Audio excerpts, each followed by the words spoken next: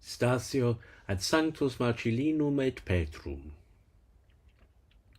The Lenten station for this Saturday leads the Roman pilgrim beyond the bustle of the Lateran district to the church of Santi Marcellino et Pietro, standing along the ancient Via Labicana, not far from the great complex of catacombs where the martyrs themselves were buried. Even before entering the church, the pilgrim encounters a place layered with the memory of the earliest Christian centuries. Beneath the modern street level lie the extensive catacombs of Marcellinus and Peter, one of the largest burial complexes of early Christian Rome, where frescoes of Christ, the apostles, and the faithful dead still bear witness to the hope of resurrection cherished by the persecuted church.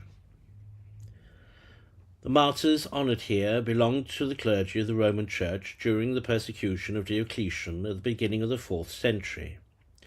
Marcellinus, a priest, and Peter, an exorcist, were executed secretly so that Christians might not venerate their tombs.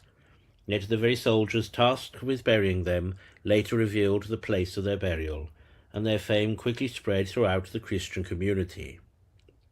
Their names enter the canon of the Mass, where they remain among the great witnesses of the Roman Church. The soil around this church is therefore not merely historical ground, it is ground sanctified by martyrdom. From the beginning, the site attracted pilgrims. St. Helena, mother of Constantine, erected a large basilica near the cemetery, transforming the martyr shrine into one of the earliest monumental Christian sanctuaries of Rome. A parish church soon developed nearby, traditionally associated with Pope Siricius, and by the 5th century it was counted among the original tituli, the parish churches of ancient Rome. Because of its position along a route frequently travelled by pilgrims approaching the Lateran, a hospice was attached to the church to care for travellers who came to pray at the tombs of the martyrs. The present church reflects centuries of rebuilding. The most significant reconstruction occurred in 1751 under Pope Benedict XIV, who gave the building its present architectural form. The facade, designed by Girolamo Teodoli, is sober and classical. Articulated by pilasters and crowned by a triangular pediment, its restrained exterior conceals an interior of harmonious proportions. The church follows a Greek cross plan, its central dome rising above the crossing and drawing the eye upward toward the light. The spatial balance is characteristic of the Roman Baroque, tempered by classical restraint. Within the sanctuary stands the high altar, adorned by the painting of Gaetano Lapis, depicting the martyrdom of Marcellinus and Peter. The painting reminds the faithful that the liturgy celebrated here stands in continuity with the sacrifice of those who sealed their confession of Christ with their blood. Side chapels preserve the devotional life of later centuries. Marian imagery, influenced by the style of Guido Reni, confessionals carved in dark wood, and small shrines marking the living continuity of prayer in this place. Yet the deeper significance of the station becomes clearer when it is read in light of the Lenten liturgy celebrated here. The collect asks God to grant a saving power to our fasting, that the chastisement of the body may bring life to the soul. It is a prayer that finds a powerful echo in the memory of the martyrs.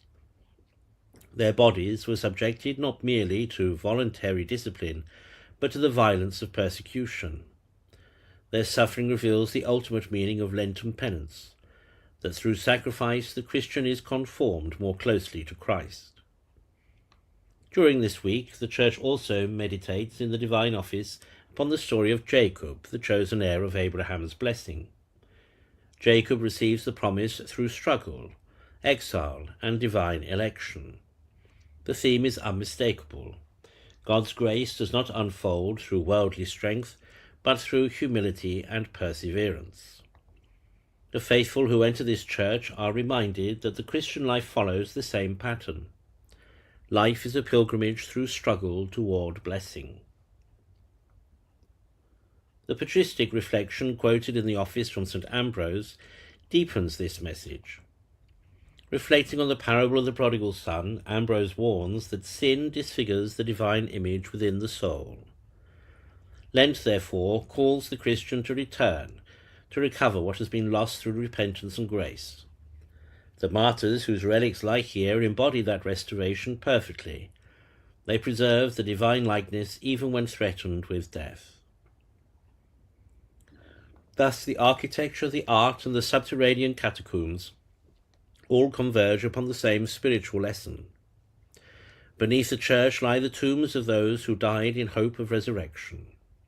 Above them rises a sanctuary where the sacrifice of Christ is offered daily upon the altar. The pilgrim standing here perceives the unity of the church across time. The church suffering in the catacombs, the church triumphant in the liturgy, and the church penitent journeying through Lent. The discipline of fasting, the struggle against sin, and the call to conversion are therefore not merely private exercises. They are participation in the same mystery that shaped the lives of the martyrs. What began in the hidden darkness of the catacombs now continues in the light of the sanctuary. And so the pilgrim leaves this station reminded that the path of Lent, like the witness of Marcellinus and Peter, leads through sacrifice toward glory. The flesh is humbled for a time, but the soul, renewed by grace, rises toward the life that cannot perish.